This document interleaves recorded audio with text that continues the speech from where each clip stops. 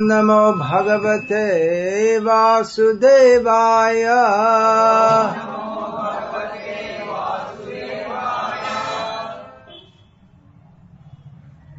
Hare Krishna. Cell phone off, please. They can all understand. Cell phone off. Everyone knows enough English to understand that. Name 460 in Vishnu Sahasranama is Sukhadah. The meaning is clear. He who gives happiness to all. This material world is full of misery. Krishna states this twice in Bhagavad Gita. He says once that it is Dukhalayam, the place of misery. And elsewhere, by negation, he says, Asukham lokam, the place where there is no happiness. Nevertheless, he does speak about material happiness. For instance, many times he speaks about material happiness in Bhagavad Gita. For instance, he says, Purusha sukha dukhanam bhuktritvehi turuchyate. The individual person is the cause of his happiness and distress in this world. But that happiness in this material world is very, very small. The example is given by the poet Vidyapati that if one is in the hot desert in the summer at midday, he wants water. He wants water to drink and water to bathe in, to become cool. So if someone comes, he's suffering from lack of water. If someone comes and says, don't worry, I'm bringing you water, and he brings one dropper and puts tiny drop, and in that tiny drop is mixed potassium cyanide, which, as you may know, is even in the smallest quantity is fatal for humans to ingest. So happiness in the material world is like that. It doesn't fulfill our need, and it's mixed with intense distress also. Now people may think, well, I'm happy. I have nice house, wife, car, dog, everything nice. That is the happiness of, the same happiness that a pig feels. The pig in the drain full of stool and smelly substances thinks, very nice. Of course, the pig, his happiness is completely in the lowest level, the tamoguna. And someone who is happy with Sri Aishvarya Prajepsavaha, with beautiful women, aristocratic family, opulence, that is in Rajoguna. That's somewhat higher.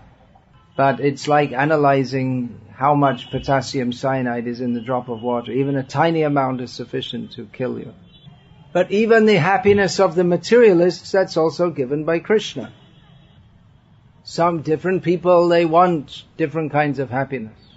And whatever happiness they get, upadrashtanu mantacha, Krishna in a neutral position, he oversees and he makes the mechanism by which they can enjoy and suffer in this material world. But actually Krishna wants us to be really happy. He himself is always happy, and he comes to this world to make us happy. There is no need for him to come to this world, but he does so out of his compassion, because he wants that we shall come to the position of actual happiness. But out of foolishness we are addicted to the happiness of sense enjoyment. So he teaches the path of dharma, dharma samsthapanarthaya sambhavami yuge yuge. He comes in every age to establish dharma, the system by which people can behave piously and not grossly sinfully and get sense enjoyment. And he also gives the knowledge by which we can understand that the kind of happiness we try to get in this world is not real happiness. And that attempts to attain that kind of happiness, material happiness, is not in our self-interest. Krishna himself is always happy. And one way he gives happiness is just by coming to this world. Yeah, his devotees, just by seeing of him, thinking of him, they become happy. He's happy, but he likes to share that happiness. Even us tiny living beings, you can't really be happy on your own. One great punishment in the prison is to be kept in solitary confinement, because people don't like to be alone. Of course, some yogis, they voluntarily become alone. But for people generally seeking material enjoyment, they cannot enjoy it alone. You may have a big house and lots of luxury, but if there's no one to show it to or to share it with, then where's the happiness there? Or if you have very nice food, then your pleasure becomes enhanced by sharing that with others, sharing that with your friends. Or actually, if there's a very nice feast, in the Vaishnava tradition, those who are serving, they get more pleasure than those who are tasting. They take pleasure in seeing others becoming happy. They are parasukha sukhi. That means they take pleasure in others' happiness. Whereas the demons, they are paradukha sukhi. They take pleasure in others' unhappiness, and parasukha dukhi. They're not happy to see others happy. So Krishna wants to share his happiness with others. You see, there's some sound is coming. Someone is making some advertisement by sound. It's supposed to be a very attractive sound. So the idea is that they attract you. You see, we want to make you happy, but actually they want to sell you something and take your money. They pretend to be wanting to make you happy, but their real motive is to exploit you and make themselves happy. But they don't become happy. One who wants to become happy at the expense of others never becomes happy. So Krishna is naturally full of happiness. He's full of love. Real happiness is in love. And that love, it's not that he's got a limited stock. It's unlimited.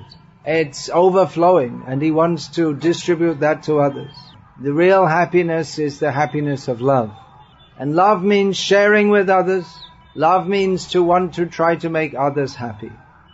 In the modern degraded civilization, the idea of love is that one young man wants to enjoy a young woman and vice versa. But real love means that one is concerned with the welfare of others and wants to please them, wants to help them and please them. So Krishna, he is the best well-wisher of all living beings. That's the next name in Vishnu Sahasranama. Because he simply wants to make others happy. The next name after, now we have Sukhadah, the next is Suhrit, and the name after that is Manohara. So his very form is very, Manohara means he steals the mind, he's so attractive. His very form is very attractive, therefore he's called Rupa Manohara. So some people, they take pleasure just in contemplating the form of Krishna. Even without doing anything, Krishna gives pleasure. Just by meditating on his beautiful form, we can become happy. So that is the beginning level of Krishna consciousness. In Shantarasa, one is simply appreciating Krishna's qualities, including his beauty. So just by existing, Krishna gives happiness. Of course, those who are demoniac, they take no pleasure in Krishna. They're envious of Krishna. They think, why should Krishna be so beautiful? I'm more beautiful than Krishna. This whole idea of Miss World contest, it's all an expression of envy of Krishna. The attempt to show that someone is the most beautiful in existence, forgetting Krishna, is demoniac. And the women in such contests, they parade themselves so that the men may lust over them. Kama tripta, yeah. So this is a perverted expression of the natural love of the soul on the spiritual platform to Krishna. So Krishna, those who are devotees, they appreciate him, just his very form and his beauty. But there's a higher level in which one is not just appreciating, but one actually wants to serve him. This is dasya rasa. And there are others who interact with Krishna in devotion by being his friend, just like Arjuna is Krishna's friend. Then there are others like Nanda and Yashoda, Devaki and Vasudeva, who their service is so intense that they actually they accept or service, or they take a superior position to Krishna. This is Vatsalya Rasa. And in Shringara Rasa, the Bhakti the prem is so intense that devotees, in female forms, they relate to Krishna as their lover. So Krishna is the giver of happiness to all the devotees. And in Shantarati there is happiness. It is more in Dasyarati, then more in Sakyarati, more in Vatsalyarati, and most in Shringarati or Madhurya Bhav. So the devotee means they want to give happiness to Krishna. In some religious understanding, there's the idea that you go to God, you ask him to give this, and this. But that's not really bhakti. Bhakti begins with thinking, what can I do to please Krishna? He doesn't need anything from us. But if we offer something to him with love, he'll be very pleased to receive it. Srila Prabhupada often gave the example that the father may be feeding the child. The father is providing the food. But the child may say, oh, this food is so nice, and take some of that food and give to the father. So the father doesn't require to take food from the child. He himself is providing the food and can very easily eat himself. But if out of affection, because the child feels that, oh, this is so nice, my father, I also want that he should enjoy this, then the father becomes very pleased. So in the same way, devotees offer everything to Krishna, knowing that they really have nothing material to offer Krishna, but that Krishna nevertheless is pleased just by the act of offering, or the feeling of offering. So when we refer to Krishna as Sukhadah, we should consider, well, Krishna gives all levels of happiness. Everyone wants to be happy. It's axiomatic. Svata pramana. Yeah. Does anyone disagree? If you disagree, we have a very nice hammer which we can hammer on your head. Wants to be happy? Krishna is the giver of happiness. So we should go to Krishna. We may think, I will go to different demigods, but he's the giver of happiness to them also. And whatever they can give us, they do as an intermediary between us and Krishna. We should also think that, well, if Krishna is the giver of happiness, then why not get the highest happiness? Why settle for the kind of happiness that hogs enjoy? Nayang deho deha bhajang nriloke kashtan kaman arhate vidbhujam je aho putrika yena sattvam shudyed yasmad brahma sokyam tvanantam.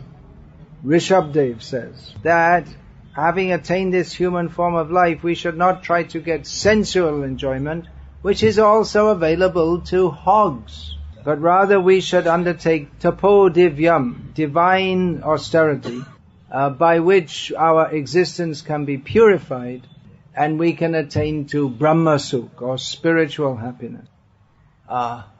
So the highest level of that Brahma Sukh is the Prema Sukh, Premananda, and Krishna, he is willing to bestow that on us. But to become eligible to get the highest level of happiness that Krishna gives to us, we have to give ourselves to him. This is called Atma Nivedana, offering our very self. We have to have great trust in Krishna to do that, but by taking full shelter in Krishna, Sharanagati, we then He bestows upon us the highest bliss. And what is the highest bliss? Krishna himself is the highest bliss.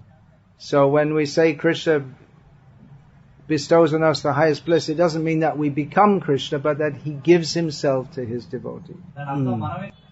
Ishvare Shabhav Bhakten Aloy Aparad Alpo Sheva Bahumane Atha Prajanto Prasad. Krishna is so kind to his devotees that even if they make some mistake, he doesn't count it as an offense. But a little sincere service, he accepts it, and in return he gives him his very self. So in this way, Krishna, who is the Supreme Personality of Godhead, voluntarily subordinates himself to the love of his devotee. He says, Aham bhakta paradhino nahi asvatantra ivadvija. He says that I am under the control of my devotees. I'm not independent. So this is very difficult or practically impossible for non-devotees to understand. Another meaning, if we examine the Sanskrit, can be taken to be one who destroys happiness. So we should pray to Krishna to destroy our happiness, to destroy that so-called material happiness, so that we can be free from the illusion of wanting to enjoy this world and fully surrender to him. Krishna told Yudhishthira Maharaj, Yasyahamanugrahnami harishe tadhanang shanaihi. To one who I show my mercy, I gradually take away all their wealth. Tato dhanam tyajantyasya swajana dukha dukhitam. Seeing him devoid of wealth, his relatives abandon him. Oh, we shouldn't say this. Then everyone will run away. They say you worship Shiva or Durga during life and for material prosperity, and at the end of life you say you remember Vishnu. Then you go to Vishnu for moksha. Or in Gujarati there's some saying that in Surat, in Surat you eat kaman, and then you have your gaman at the end of life to Varanasi. Enjoy life by eating nice food, and at the end of life you go to Varanasi and you die on the bank of the Ganga and you get moksha. These are all cheating, non-devotional propositions. Srimad Bhagavatam from the very beginning kicks out all kinds of cheating in the name of religion. One has to be very brave to actually study Bhagavad Gita as it is. And Srimad Bhagavatam. Srila Prabhupada has presented Bhagavad Gita as it is. One has to be very brave to read it. Because if one actually studies it, then one has no option but to come to the same conclusion as Arjuna, which is to fully surrender to Krishna. But mostly people like Bhagavad Gita as some kind of pseudo-spiritual intellectualism. And therefore they make all kinds of strange interpretations of Bhagavad Gita. Since I arrived in Bhimavaram, I know that some people here are appreciating some new interpretation of Bhagavad Gita. That actually Shiva was there and it wasn't actually Krishna and Arjuna. In English, the most accurate word to describe this is nonsense. Or if you want to emphasize it, you can call it absolute, complete, total hogwash. People think, oh, very nice, some new interpretation. Why don't they take the same interpretation that all the great acharyas took from time immemorial? Instead of taking some interpretation by someone who might be a so-called learned pandit, but who himself is under the clutches of time, who will die and he won't be liberated himself. He's not self-realized. He thinks that by some Sanskrit knowledge and by some demoniac imagination, he can give a better interpretation than all the great acharyas since time immemorial have given. So be very careful of such demoniac so-called scholars. They are not Sukhadah. They're not come to give you happiness. They've come to mislead you. If we actually follow Bhagavad Gita as it is, then we become happy. Because Krishna spoke Bhagavad Gita to give the knowledge by which we can come out of the misery of material life and actually become happy. That method is sarvadhaman parityaja mamekam sharanam vraja. It's fully surrendering to Krishna. When Krishna says mam, he means Krishna. It's obvious. It's not that he's suffering from some kind of bipolar disorder and, well, am I Krishna or maybe I'm Shiva? It's quite clear. It's Krishna. So Krishna is giving the happiness. But he's giving, but we have to be prepared to take it. Someone may be a great philanthropist. He may come and say, here, some poor person, here you take 1 crore rupees. But the person has to be willing to take it. Actually, in the history of India, there are many sadhus who, even people came with much money, they wouldn't take it. Because they know that's not in their self-interest. That will divert them from the spiritual path. Of course, if you give me money, I'll take it. But not for its own sake. I'll use that in the service of Krishna. For printing books, for building temples, holding festivals such as we had yesterday. But if you give money to me and I think this is for my enjoyment, then I become sinful. We should take money from others for their benefit, not for our benefit. It means for their spiritual benefit, for engaging it in the service of Krishna. So Krishna, in so many ways, he's giving happiness. He personally comes. He institutes the system of dharma by following which people can be saved from the worst miseries and come to a better level of happiness. He comes as his holy name, by chanting which everyone can become happy. Some people think, I will go to a cave in the Himalayas and perform long years of tapasya. Then I can be free from Maya and I can be happy. But Krishna comes as Chaitanya Mahaprabhu and tells everyone to chant Hare Krishna. And by chanting those names of Krishna, one can be blessed with spiritual happiness even more than those who perform very difficult austerities. So, Bhakti, the bliss of Bhakti that Krishna gives, it is pratyakshavāgamam dharmyam susukam kartamavyayam. It is tangible, palpable happiness, not something in future, but now also. It's not that we're following some vows and thinking in future I'll be happy. By doing bhakti now we're happy, and in future also we'll be more happy by the grace of Krishna. So I said that another meaning is that he destroys the happiness, the attachment to material happiness of his devotees. But another way that he destroys happiness is that he destroys the hopes for happiness of the demons. By their demoniac activities they want to be happy, but Krishna destroys all their plans. So Krishna is paritranaya sadhunam vinashayata dushkritam. He's always uplifting the devotees and destroying the demons. So that's little discussion of how Krishna is Sukhadah, the giver of happiness. This process of Bhagavad Bhakti, especially as given by Chaitanya Mahaprabhu, is Kevala Ananda Kanda, simply the path of happiness. Parama Karuna Pahundui Jana Nitai Gaura Chandra Saba Avatar Sara Shiromani Kevala Ananda Kanda. Chaitanya Mahaprabhu with Nityananda, that's Krishna, and Balaram, they are the most merciful avatars because the path they give of chanting the holy names is simply full of transcendental bliss. Hare Krishna! Did you all participate in Jagannath Rath Yatra yesterday? Everyone who did, please raise your hands. Some of you didn't come. Only in the... So, how did you feel? Chala? Yes. So every day in Krishna consciousness is a... What does a festival mean? It means you come together with your friends, some special... And there's music, and singing, and dancing.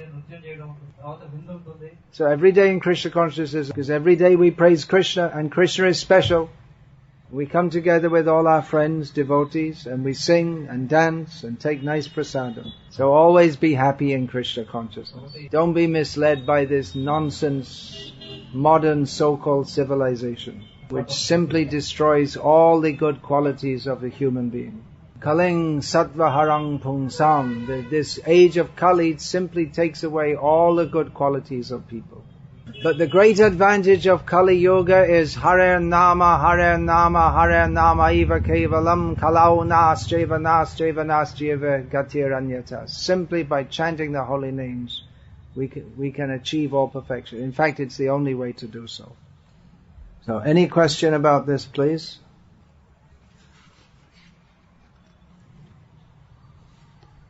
No. Okay then, time for Arati.